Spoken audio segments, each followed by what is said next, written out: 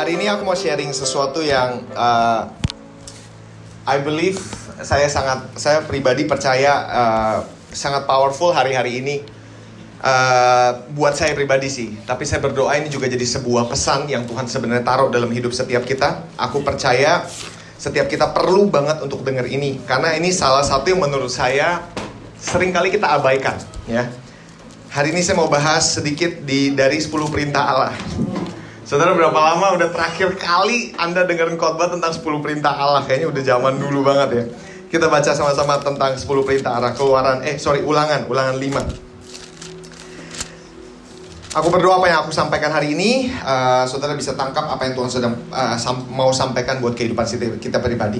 Tapi dari ke-10 firman ini khusus aku mau bahas ayat 12 sampai ke ayat yang ke-15. Ya, sudah dapat katakan amin. Baru nanti kita akan berdoa. Ulangan 5 ayat 12 sampai 15. Yuk kita baca sama-sama. Sudah dapat? Pasti belum dapat, wifi-nya susah ya.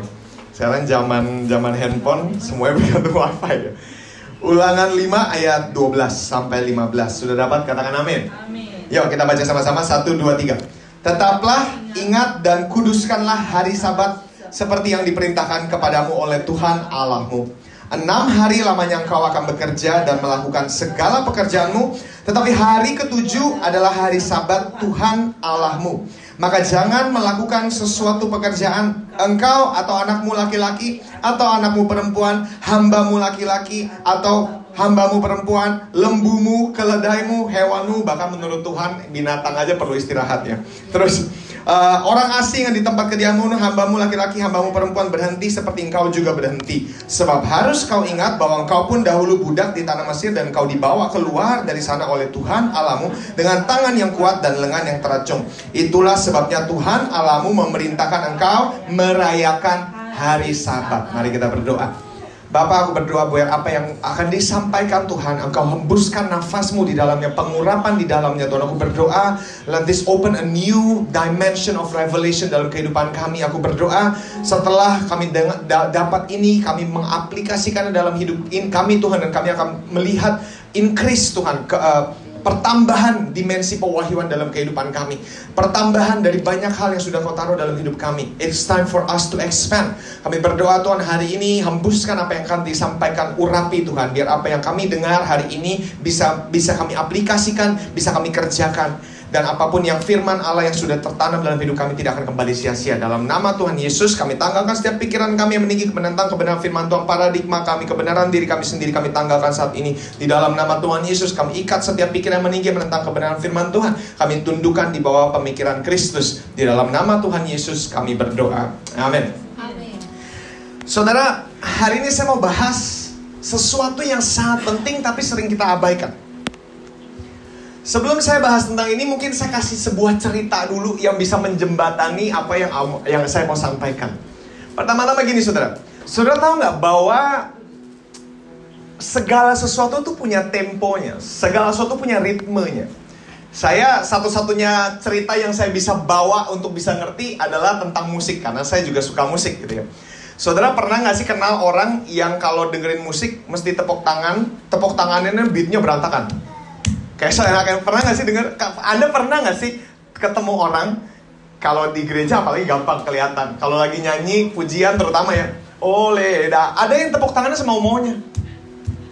Pernah nggak saudara? Pernah nggak? Bukannya dia semau-maunya, tapi dia nggak bisa ada bagian di otaknya dia nggak bisa nggak bisa sinkron sama tempo dari lagu itu. Jadi kadang-kadang harusnya kan oleh darah anak domba, ada beatnya kan, ada temponya, ada ritmenya. Tapi kadang-kadang orang yang nggak bisa, ada beberapa orang yang memang nggak bisa, itu temponya, contoh kayak istri saya, kalau suruh tempo dia bisa. Makanya dulu main tamborin dia nggak bisa mulu, nggak jadi mulu, soalnya kalau dia untuk ketuk tuh susah. Oleh darah anak domba, mungkin gitu kurang lebih. Saudara pernah gak sih ketemu orang yang tepukannya out of sync banget? Pernah gak sih saudara? Ya, kan rasanya lucu ya saudara. Rasanya lucu buat kita yang ngerti sinkronisasi. Tapi ada orang yang merasakan mensinkronisasi lagu tuh susah. Tapi memang kalau kita ngerti, segala sesuatu punya tempo, segala sesuatu punya ritmenya. Itu yang saya mau sampaikan pertama-tama. Saudara tahu nggak bahwa Tuhan kita adalah Allah dari pergerakan. Yang dulu beberapa minggu yang lalu saya sampaikan. Dia Allah yang selalu bergerak, dan semua yang Dia ciptakan bergerak. Baik itu benda mati, sekalipun batu yang Tuhan ciptakan, partikel di dalamnya bergerak, bergesekan satu dengan yang lainnya. Karena semua yang Tuhan ciptakan adalah benda yang hidup. Semua yang Tuhan ciptakan ada unsur yang bergerak di dalamnya. Tuhan punya tempo, Tuhan punya ritme. Ada beat. Pam, pam, pam. Ketika Tuhan memberi nafas buat binatang, semua binatang tuh punya ritmenya. Bahkan kita ini manusia, saudara manusia ketika diciptakan, tubuh kita sendiri ini instrumen, saudara tahu nggak? Instrumen. Walaupun Anda nggak bisa nyanyi, tapi tubuhmu adalah instrumen. Anda bisa tepuk tangan. Seandainya Anda nggak bisa tepuk tangan, saudara tahu nggak? Bahkan detak jantung kita aja punya ritmenya. Pam, pam, pam. Makanya dokter, kalau saudara ke dokter pasti kan dia cek stetoskop kan. Dia dengar apa saudara? Detak jantung. Karena dari jantung bisa dikasih tahu tubuh itu sakitnya di mana. Itu loh saudara. Dalam tubuh kita sendiri Tuhan sudah kasih irama. Katakan irama. Karena Dia Allah yang selalu menciptakan ritme. Kalau cita mungkin punya ritme gitu kan. Kalau kura-kura mungkin begitu. Tapi semua yang diciptakan punya getarannya. Semua yang diciptakan punya tempo. Dan semua yang Tuhan ciptakan tuh temponya sudah diset sama Tuhan. Detak jantung kita sudah ada patternnya. Anda gak akan temukan jantung kita berdetak sembarangan. Dia punya temponya, dia punya ketukannya. Indah loh. Anda kalau coba cek detak jantung kita nih, walaupun bisa mempercepat, bisa memperlambat, tapi setiap perlambatnya itu punya detiknya, punya temponya. Itu loh ajaibnya Tuhan kita. Dan saudara tahu, kalau bicara soal tempo, Tuhan kita memang paling suka menciptakan segala sesuatu harmonis. Karena itu sebelum Dia ciptakan kita manusia, Dia sudah punya tempo. Sebelum Tuhan ciptakan semua, Dia sudah punya temponya dulu. Dan kita manusia harus menyesuaikan diri sama temponya Tuhan. Bukannya Tuhan yang menyesuaikan diri sama temponya kita. Lucu kalau misalnya PPW di sini, kamu paksa untuk sesuaiin tempo kamu. Kita yang harus sesuaikan dengan tempo musik yang sudah ada. Kita manusia diciptakan setelah Tuhan menciptakan semuanya. Artinya apa? Sudah ada temponya sebelum kamu ada. Dan tugas kita bukan menyesuaikan Tuhan ke tempo kita, tapi menyesuaikan diri kita, mensinkronisasi diri kita ke temponya Tuhan. Tahu nggak saudara arti ketika kita berkata kita mau mensinkronisasikan Tuhan ke tempo kita? Itu ketika kita berkata, Tuhan aku mau ini sekarang. Tuhan kenapa ini belum dijawab? Tuhan ini kan penting, Tuhan ini kan perlu. Tuhan ini penting banget loh, tolong jawab Tuhan. Ini urgent, ini urgent, ini urgent. Setiap kita mendesak Tuhan, setiap kita mencoba untuk memanipulasi Tuhan, kita sedang berkata, Tuhan temponya sesuai dong sama gue. Tapi berapa banyak yang sadar itu nggak bisa, you don't work like that. Tuhan nggak bisa diatur. Kamu yang ikut Tuhan, bukan Tuhan yang ikut kamu. Artinya, kita masih belajar nyesuaiin sinkron temponya Tuhan. Dan Tuhan tuh punya tempo. Saudara mau tahu temponya Tuhan? Kalau saya beatboxing, bunyinya begini. Bum, bum, bum, bum, bum, bum. Sekali lagi. Bum, bum, bum, bum, bum, bum. Berapa yang sadar itu pattern, itu pola. Ada yang itu nggak bumnya ada berapa?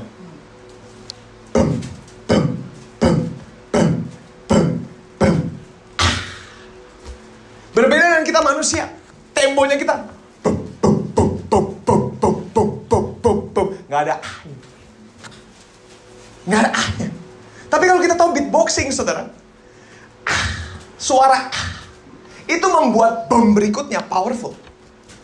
Mama dulu pernah punya cerita tentang mengasah kapak. Ada orang yang kapak terus kapak terus, ya, potong kayu ya mama. Kapaknya dipakai terus, nggak berhenti. Sama orang yang ngasah kapaknya dulu. Istirahat, ngasah kapak, potong lagi. Istirahat, ngasah kapak, potong lagi. Ternyata yang istirahat banyak menghasilkan kayu lebih banyak. Kenapa? Karena istirahatnya itu membuat pukulan berikutnya kuat. Saudara tahu yang dikatakan makhluk paling rajin? Coba. Semut. Semut makhluk paling rajin. Tapi saudara tahu nggak? Dalam satu hari, Anda coba search nih saudara. Semut tidur siang 158 kali. Makhluk yang paling rajin. Tahu bagaimana beristirahat. Dia napnya 158 kali. Lebih kayaknya, saya lupa. Nggak hitung precise-nya. Tapi Anda lihat, dia salah satu binatang yang tidur siangnya paling panjang. Paling banyak, bukan panjang. Dia banyak istirahat. Tapi ironisnya, dia adalah makhluk yang paling rajin.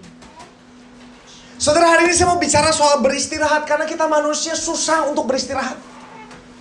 Kita manusia, ya tapi balik lagi, saya tahu ada dua mata rantai juga. Ada yang memang dasarnya sudah selalu beristirahat setiap hari. Nah, untuk yang kayak gitu, Anda perlu dengar ya pengkhotbah lainnya. Kerja. Kalau nggak dengerin tuh pemazmur yang work gitu kan. Lu kerja gitu kan. Tapi banyak dari kita yang saya percaya, kalau kita ada di titik kita di mana kita sekarang, saya percaya apalagi di sini, kamu nih orang-orang yang ngerti bagaimana terus kerja. Tapi nggak ngerti istirahat. Buat kita kita selalu dididik gitu. Karena kan tahun depan Tuhan udah datang. Jadi kita mau bom terus gitu. Saudara ya, it's a joke. Oke, anyway. Saudara, tahu nggak sih kita nih ada dalam sebuah generasi di mana saudara kalau pernah tahu Elon Musk gak? Elon Musk tahu? Elon Musk per tahun, Tesla. CEO Tesla per tahun ini katanya, gue juga nggak tahu nih benar apa nggak informasi yang gue punya. Gue searching, dia orang terkaya di dunia tahun ini. Nggak tahu sih benar apa nggak, Elon Musk. Saudara, kemarin saya sempat sempat baca. Ada tweet dia yang kemarin sempat di-retweet sampai 12.000 kali lebih. Dia kan suka nge-tweet ya. Ya kalau suka main Bitcoin, dia nih yang ngancurin nilai ya gitu ya. Tapi si Elon Musk ini pernah tweet satu tweet yang menurut saya perlu, yang saya pengen bahas. Dia ada tweet begini. Saya bekerja 365 hari satu tahun, dia orang terkaya loh saudara. 300, dia lebih kaya dari Bill Gates sekarang saudara, kekayaan dia. Saya bekerja 365 hari setahun. 7 hari 1 minggu. 24 jam dalam 1 hari. Dan orang masih bilang saya hoki. Oh, itu tweet saudara terkenal banget, semua orang retweet. Oh iya bener banget. Lu pikir gue kaya karena gue hoki? Gue kaya karena gue kerja 365 hari setahun, 7 hari seminggu, 24 jam sehari. Lihat nih saudara, kenapa itu tweet sampai di-retweet berkali-kali, sampai puluhan ribu kali orang nge-retweet. Retweet tuh saudara, kalau retweet tuh apa, kayak gue ambil, iya bener, gue juga kasih lihat, bener, gue kayak kalau sekarang tuh broadcast lah, bener gue ambil, gue broadcast. Kenapa semua orang broadcast cerita kalimat itu? Karena kalau saudara, kita ini ada dalam sebuah zaman, masa di mana kita sangat memberhalakan kerja keras. Kita sangat memberhalakan kerja keras. Dengan begitu kita bisa berkata, kita bisa berteriak, lihat yang gua capai, ini karena gua kerja keras. Yang diberhalakan apa? Effort. Yang diberhalakan apa? Kekuatan. Lihat gua sampai di sini adalah karena otak gua yang gak berhenti mikir, karena perencanaan gua yang sangat brilian. Gua. Itu color, saudara, warna dari generasi, bukan generasi, masanya kita. Nggak orang tua, nggak anak muda. Semua kan kalau ditanya sekarang, apa kabar? Biasalah, sibuk kerja ini. Yang nggak ditanya juga dikasih tahu. Gue begini sekarang, begini. Kalau kemarin saya tanya teman saya juga, apa kabar lo bro? Gue kerjain ini sekarang, begini. Setiap hari begini. Tiap hari gue ketemu 5 klien, begini. Karena kita ini ada dalam sebuah masa saudara, di mana semua orang tuh pengen kasih tahu seberapa sibuknya saya. Kenapa? Karena tanpa sadar kita ini punya sebuah pemikiran, sibuk artinya signifikan. Semakin sibuk saya, semakin saya signifikan. Semakin saya sibuk, semakin saya penting. Dan ini yang perlu, makanya saudara, Anda perlu dengar khotbah ini. Sabat itu sebuah waktu di mana kita ambil waktu sejenak, bernafas sejenak, dan mengakui walaupun memang karena kerja keras saya, tapi kalau bukan karena tangan Tuhan di balik saya, ini nggak mungkin bisa terjadi. Sabat itu membuat Anda merefleksikan, stop sebentar. Saudara tahu Chick-fil-A atau nggak saudara? Chick-fil-A di Amerika itu, Chick-fil-A salah satu restoran fast food yang penghasilannya sangat besar. Tapi Chick-fil-A ini terkenal, setiap hari Minggu dia tutup. Berbeda dengan Popeyes, yang setiap minggu selalu buka. Tapi penghasilan dia jauh lebih banyak, saudara. Karena dia ada satu hari untuk, pokoknya dia memang di company based Christian banget sih. Jadi hari Minggu tuh nggak ada kerja, dia nggak buka toko, gitu saudara. Tapi saudara, ini salah satu yang menurut saya kita perlu ambil waktu merefleksikan. Karena gini saudara, Anda tahu semua 10 perintah Allah? Dilarang menggunakan nama Tuhan sembarangan, komitmen segala macam 10 perintah Allah. Berapa banyak di sini yang punya rencana, punya cita-cita untuk melanggar satu dari perintah Tuhan? Berapa di sini pulang mau berzina? Jangan katakan aneh gitu kan. Mencuri. Saudara, 10 perintah Allah itu kan semua dosa-dosanya kayaknya benar-benar jelas ya. Tapi ada satu perintah Allah yang paling aneh menurut saya yang tiba-tiba nyangkut di situ. Kuduskan hari Sabat. Itu perintah yang kalau dilanggar sama fatalnya sebenarnya saudara. Dengan kita mencuri. Tuhan taruh jajaran perintah itu di tengah-tengah 9 perintah lainnya loh. Karena istirahat itu sesuatu yang Tuhan perintahkan. Saudara, beristirahat. Pertanyaan saya gini saudara, kenapa Tuhan beristirahat? Kalau Anda baca penciptaan langit dan bumi, hari pertama, hari kedua, hari ketiga, hari keempat, hari kelima, hari keenam, hari ke-7 Tuhan istirahat. Pertanyaan saya, kenapa Tuhan istirahat? Karena buat kita di zaman dimana kita ini selalu performance based saudara, kita istirahat hanya kalau kita capek. Bener gak? Kalau gak capek ngapain gue istirahat? Push terus gitu kan. Kalau gue masih ada energi sisa, kuras habis. Karena kita ada dalam sebuah culture begitu kan, yang diajar mentalitas generasi ilah di zaman ini, ilah kerja keras saudara. Anda mesti tahu persis. Dan jangan sampai kecelak saudara. Tuhan aja istirahat loh. Tapi pertanyaan saya, beda dengan kita kalau kita istirahat karena kita capek. Kalau kita nggak capek, kita nggak istirahat. Pertanyaan saya, apakah Tuhan capek? Kenapa dia istirahat kalau gitu? Tuhan nggak mungkin capek. Dia Allah yang tidak pernah tertidur. Dia Allah yang terus bekerja sampai sekarang. Artinya apa? Dia bukan Allah yang bisa capek. Kalau dia bisa capek, dia bukan Allah. Pertanyaan saya lalu, kenapa dia harus istirahat di hari ke-7? Yang jelas bukan karena kerja keras, bukan. Dia istirahat karena dia mau memberikan contoh teladan buat manusia untuk bekerja seumur hidupnya. Ada waktu untuk bekerja, ada waktu untuk beristirahat. Dia beristirahat. Saudara kalau mau tahu alasannya simpel satu, menurut saya, selain karena memang udah selesai, tapi hari ke-7 dia istirahat karena dia mau menikmati semua yang dia ciptakan. Dia mau menikmati semua yang dia kerjakan. Istirahat tuh bukan karena capek. Istirahat tuh karena mau belajar menikmati. Oh saudara, ini powerful sekali. Manusia diciptakan hari keberapa coba? Hari ke-6. Tugas pertama manusia apa? Perintah utama manusia apa? Kuasai dan taklukkanlah semua itu. Ya kan? Dia diciptakan hari ke-6. Hari berikutnya yang dikerjain manusia apa? Istirahat. Saudara jangan pikir hari pertama manusia kerjain itu kerja. Manusia diciptakan besokannya langsung kerja. Enggak. Manusia diciptakan besoknya ngapain? Istirahat. Ngapain istirahat? Menikmati semua yang Tuhan udah ciptain.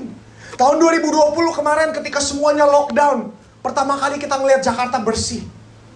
Pertama kalinya kita dengar, bahkan dari apartemen saya, burung aja bisa kedengeran, saudara. Dulu mah udah gak mungkin bisa kedengeran suara burung. Kapan kita bisa dengar semua keindahan yang Tuhan ciptakan? Simfoni orkestra yang Allah rekayasakan dari awal. Kita hanya bisa dengar kalau kita tahu bagaimana beristirahat. Di tengah kesibukan kita gak bisa ngelihat apa-apa, saudara. Hari pertama Tuhan ciptakan manusia ngapain? Istirahat. Saudara mau tahu gak kenapa? Karena ketika istirahat, kamu baru bisa mengerjakan tugas yang Tuhan kasih. Kalau kita kebalik, kerja dulu baru istirahat. Kalau Tuhan bilang, kita harus kerja dari tempat peristirahatan. Bukan artinya istirahat nyantai dulu baru kerja, enggak. Saya bicara soal bagaimana kita harus belajar bekerja dari tempat peristirahatan. Bukan bekerja dengan striving, ngotot, maksa, bukan. Tapi striving dari tempat, bekerja dari tempat penerimaan. Itu penting sekali. Saudara tahu nggak? Bahwa kayak tadi saya bilang, kita ini ada di masa dimana kita sama menyamakan kesibukan sama dengan signifikansi. Tanpa sadar. Kita merasa semakin saya bisa kasih tahu kesibukan saya, semakin saya ini jadi orang yang lebih penting. Ini saya bukan khotbahin Anda, saya juga. Ketika ketemu orang baru punya kecenderungan untuk kasih tahu betapa sibuknya gue. Saudara, saya percaya setiap kita pasti punya kesibukan. Saya pun punya kesibukan, saudara. Tanya istri saya, hampir tiap hari ada aja zoom-zoomnya. Tapi saudara, kita ini sekarang mesti belajar bedain antara signifikansi sama kesibukan. Kita pikir semakin sibuk semakin signifikan. Dan tanpa sadar banyak kita orang Kristen berpikir sibuk pasti berbuah. Karena saya sibuk udah pasti gue berbuah. Oh saudara, saya juga, kalau saya boleh bilang, bahkan saya boleh istilah boleh kasih pendapat yang berbeda, saudara. Saya kenal orang yang sangat sibuk tapi nggak bisa menghasilkan buah roh. Makin sibuk makin ngamuk. Makin sibuk buah rohnya udah kecut-kecut semua. Itu artinya kamu sibuk tapi nggak berbuah. Saudara, sibuk bukan artinya berbuah. Tuhan mau kita berbuah, bukan sibuk. Ini khotbah mama dulu, saya masih ingat. Tapi saya percaya kita semua perlu refleks. Saya pun perlu belajar, saudara. Karena kadang-kadang kita bisa terlalu sibuk sampai kita lupa, kita nggak dipanggil untuk sibuk, kita dipanggil untuk berbuah. Ini penting sekali, saudara. Corrie ten Boom, tahu Corrie ten Boom nggak? Pernah tahu? Corrie ten Boom pernah dengar? Dia salah satu revivalist di zamannya saya lupa. Di zaman dulu lah, zamannya Smith Wigglesworth, zamannya Amy McPherson, Amy Simple McPherson, itu salah satu hamba Tuhan yang sangat luar biasa namanya Corrie ten Boom. Corrie ten Boom pernah tulis begini, kalau iblis nggak bisa buat kamu dosa, dia bikin kamu sibuk. Saudara mau tahu nggak? Kenapa sibuk sama dosa sama? Sibuk rasanya lebih rohani. Dan kayaknya nggak ada yang salah dengan sibuk. Kita berpikir sibuk artinya mengerjakan talenta. Oh tapi dia bilang nggak. Sibuk sama artinya sama dosa. Saudara mau tahu nggak kenapa? Karena dua-duanya menjauhkan kamu dari hubunganmu dengan Bapa. Kalau kamu sibuk, kamu nggak bisa punya hubungan dengan Bapa. Kalau kamu dosa, apalagi menjauhkan kamu dari hubungan dengan Bapa. Kamu jadi berjarak, hubunganmu retak. Dua-duanya sama-sama. Dua-duanya menyerang hubunganmu dengan Bapa. Bukan identitas loh, tidak menyerang identitas. Identitasmu tidak berubah. Hubunganmu yang retak. Kesibukan sama dosa di mata Tuhan sama. Makanya dia bilang dijadiin perintah. Dijadiin perintah, saudara. Ya. Saudara, kalau kita bahas sedikit tentang peraturan. Saudara, berapa banyak di sini sadar bahwa ketika Anda nyetir di tol selalu ada speed limit. Tapi kalau kita di Indonesia, speed limit tidak lain hanya pajangan belakang.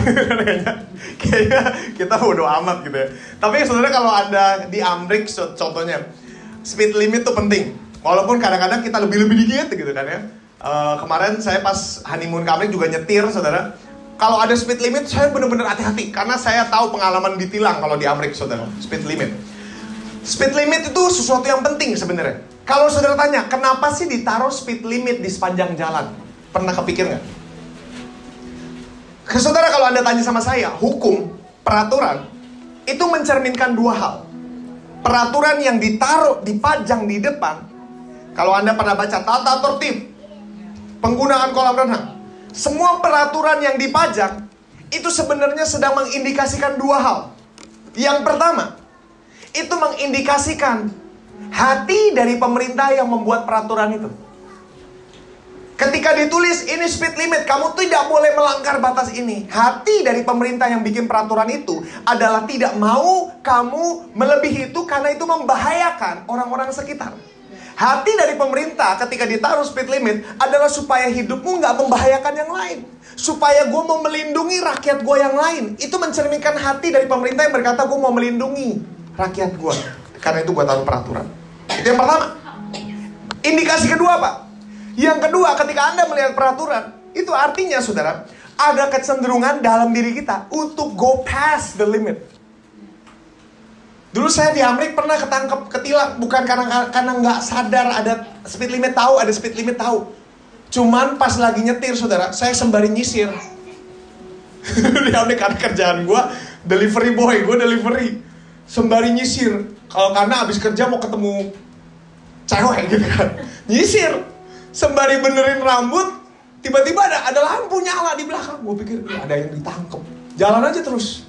Jalan terus sampai tiba-tiba pakai mikrofon. Pull aside sir, pull aside. Gue apaan nih? Gue ditilang gitu. Karena gue pass my speed limit gitu. Tahu nggak? Gue nggak boleh pass speed limit, tahu. Cuman karena pikiran gue lagi ada di tempat lain, gue nggak sadar gue pass the speed limit.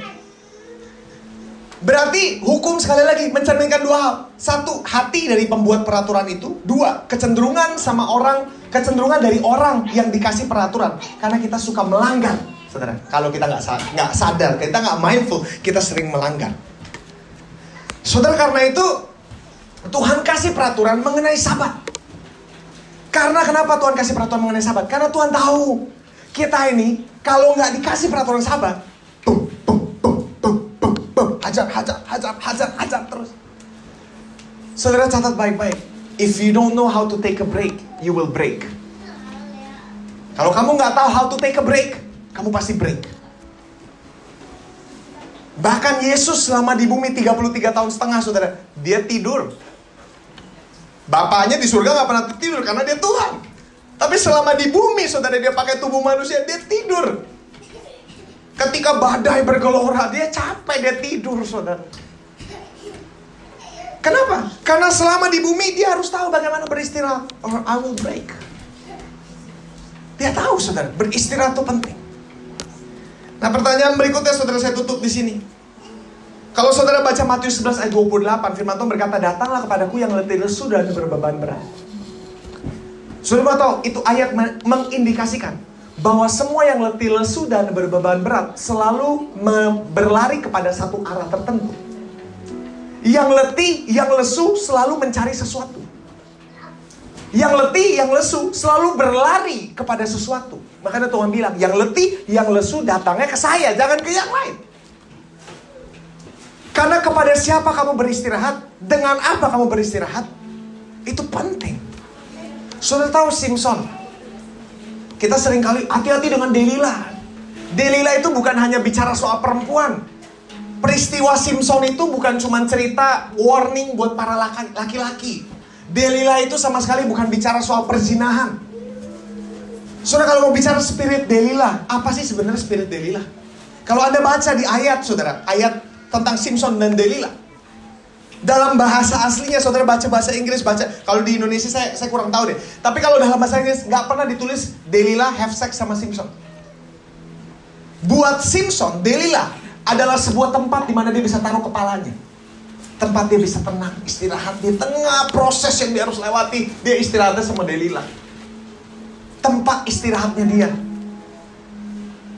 Ketika dia tidur, itu yang hilang semuanya, saudara. Karena itu penting. Saudara, saya berharap hari ini pulang dari tempat ini kamu sadar betapa pentingnya. Kalau dalam bahasa Inggrisnya begini, honor Sabbath so God will bless you. Kalau kamu mau diberkati, belajar to take a rest. Harus ada istirahat, saudara. Harus ada momen di mana kamu bisa me time. Saudara, percayalah, Tuhan gak menghendaki Anda burn out, habisin semua yang Anda punya. Tuhan mau kamu belajar nikmati. Dan hari ini, saudara, saya kayaknya minggu-minggu depan saya akan bahas lebih banyak lagi. Tapi hari ini saya tutup dengan satu tips yang paling penting. Bagaimana to take a rest di zaman dimana kita mau rest tuh susah. Gak percaya? Sekarang kalau Anda nunggu sesuatu deh. Nunggu apa? Kita nunggu udah gak pernah bengong. Cek. Handphone. Tanpa sadar nih handphone jadi Firaun, saudara. Tahu gak Firaun kenapa? Kenapa saya bilang handphone kayak Firaun? Karena setiap dia panggil kamu jawab. Harus dijawab jam berapapun. Itu Firaun kamu sudah, saudara. Saudara, satu tips yang saya mau kasih tahu. Bagaimana beristirahat? Disconnect to connect. Disconnect to connect. Gimana? Maksudnya apa? Ada beberapa hal yang kamu harus belajar putuskan untuk bisa berhubungan dengan yang lain. Ada banyak hal yang kamu mesti bilang tidak untuk bisa memfokuskan kepada yang penting. Makanya kadang-kadang, saudara, saya pikir handphone kita ini, saudara, kita perlu belajar set boundaries. Nggak percaya? Saudara tahu nggak sih di handphone kita, kalau Anda punya Apple, coba slide ke kiri, Anda bakal bisa lihat screen time-mu berapa. Coba di slide, Anda bisa lihat Anda megang HP nih, mau buat cek email, mau buat kerja, mau buat apa, Anda bisa lihat berapa lama Anda pakai handphone ini. Ya, kalau orang tua bingung, nanti kasih ke saya bisa kasih tahu. Oh Tante Tri, ininya nih, screen time kelihatan, saudara, screen time-mu berapa? Berapa lama Anda pegang handphone tuh, kebaca ada di handphone sekarang, udah ada. Saudara, Anda bisa lihat. Saudara, ini sekedar saya kasih tahu. Kadang-kadang kita ini suka meremehkan the power of a moment. Kita kadang-kadang cuma mikir, gue cek sebentar lah. Cek SMS, cek WA, cek ini, cek. Sebentar kamu cek, tahu-tahu makan. Coba hitung screen time kamu sekali lagi, lihat pulang dari tempat ini, coba lihat handphone kamu, screen time berapa. Sebentar buka, Anda ternyata lihat, udah 7 jam kamu megang begini. Sebentar, seharian 7 jam kamu megang begini. Sebentar 7 jam kali 365 hari, saudara bisa lihat berapa jam yang kamu habiskan untuk sesuatu yang sebenarnya bisa kamu taruh. Maksudnya sekali lagi, saya nggak bilang handphone itu sama sekali perlu dibuang hari ini. Saya nggak legalis seperti itu, saudara.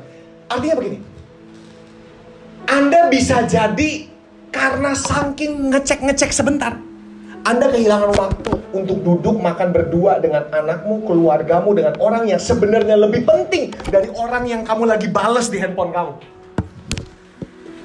Saudara, jangan pikir karena anak-anak dia nggak ngerti. Anak-anak tuh tahu loh, saudara. Ini contoh, saudara. Kalau saya duduk berdua sama, misalnya Tante Tri, saya duduk berdua sama Tante Tri. Tante Tri lagi ngobrol sama saya. Pas dia lagi ngobrol, saya keluarin handphone, saya balesin teks orang, terus Tante Tri, saya nyimak, saya multitasking. Tapi saudara tahu nggak, sikap saya sedang mengatakan apa? Bahwa yang di handphone saya lebih penting dari kamu. Maaf.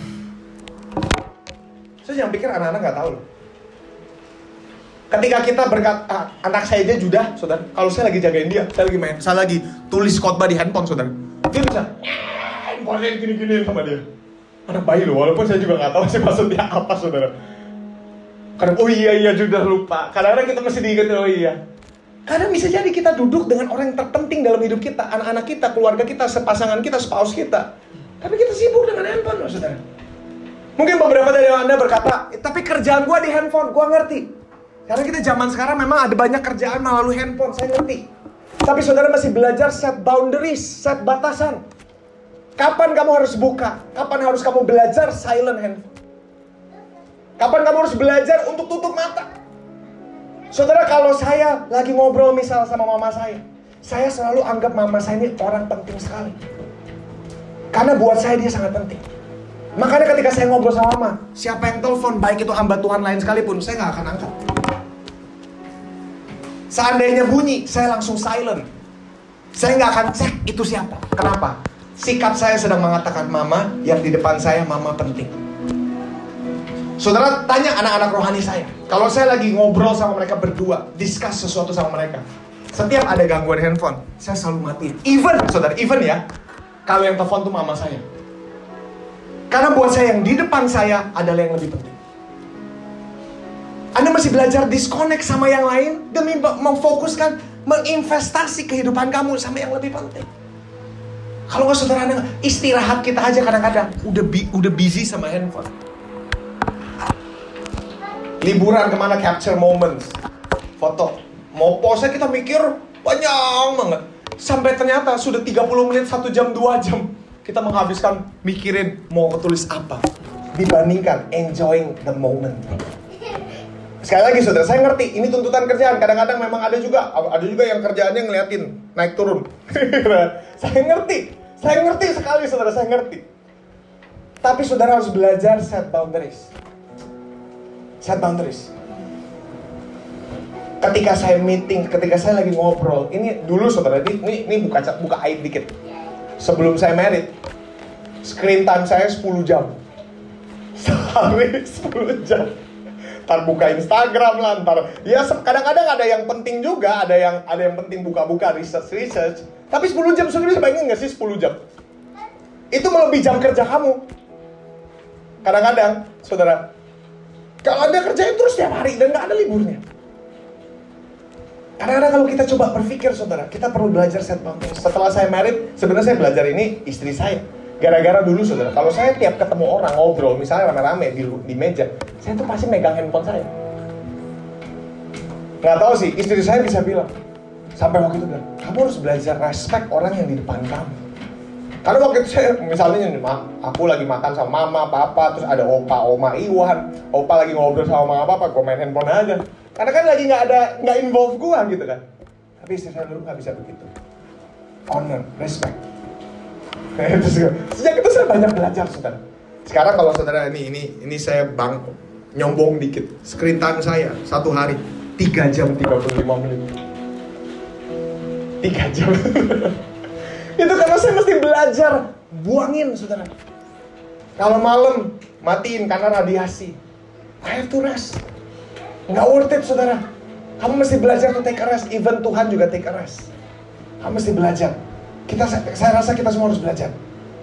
Ketika kamu taruh handphone lagi ngobrol berdua, tindakanmu sedang berkata, kamu itu penting. Kamu itu penting. Even kalau presiden telepon gue sekalipun, kalau gue lagi ada di hadapan orang yang menurut gue perlu gue hari itu, sampai kalau sampai gue perlu ngambil, pasti gue akan bilang, sorry sebentar ya, aku angkat dulu. Pasti begitu. Itu one way kita belajar to take a rest. Balik lagi, untuk rest kita mesti disconnect to connect. Artinya apa? Ada yang mesti disconnect. Artinya apa? Ada yang bakal marah, handphonenya nggak kamu angkat. Tapi apakah itu sepadan dengan keluarga yang kamu harusnya pegangin? Apakah itu sepadan? Apakah itu sepadan mengorbankan keluarga untuk membangun karir? Itu pertanyaan, saudara. Yang balik lagi, kalau memang menurut kamu sepadan, go ahead, it's okay, totally okay. Tapi hari ini saya berdoa supaya sedikit banyak kita bisa coba merenungkan. Kuduskan hari Sabat. Itu perintah. Itu bukan anjuran. Dan setelah saya pikir-pikir, 9 dari perintah Allah 10 itu, saudara, 9 itu dealing dengan moralitas. Yang 1 itu doang dealing sama kesehatan mental. Anda buka Facebook, Anda buka apa, cek berita, itu kan semuanya mengkontaminasi kesehatan mental kamu sebenarnya, saudara. Ya. Makanya ketika istirahat, kemarin ketika saya kena COVID contohnya, saudara, itu kadang-kadang makanya ketika istirahat, saudara, selesai dari istirahat, kamu mau kuat banget, saudara. Karena ada waktu istirahat, kamu gunakan sebaik-baiknya, kamu pakai, boom. Ingat, saudara, sebelum boom memberikan power kepada boom berikutnya. Ya, saya berdoa di masa ini, saudara, ingat, kita ini ada untuk pertandingan jarak jauh. Memang kita harus punya mental bahwa Tuhan akan datang besok, tetapi punya visi seakan-akan Tuhan masih lama datangnya. Artinya apa, saudara? Kita mesti belajar to take rest. Itu perintah Tuhan, itu bukan perintah saya. Ya. Susah, memang susah. Di zaman semua serba, kita mau efektif, kita mau produktif, kita mau produktif. True. But you have to learn how to rest. Harus ambil waktu. Makanya kemarin ketika Rabu gereja lagi ada program kokas, saya juga bilang harus bikin kokas. Tadinya saya pikir saya bisa punya waktu ke sana. Setelah saya lihat jadwal, saya bilang kalau saya ke sana saya mesti mengorbankan waktu keluarga saya satu-satunya. Dan Rabu kadang-kadang saya harus pakai untuk persiapan kami. Saya bilang saya nggak bisa datang ke sana hari Rabu. Walaupun mungkin sebel mereka, kadang-kadang ada yang nyindir, tapi udah nggak apa-apa, saudara. Karena buat saya perlu pilih. Saya perlu pilih prioritas. Saya nggak bisa menyenangkan semua orang. Gitu.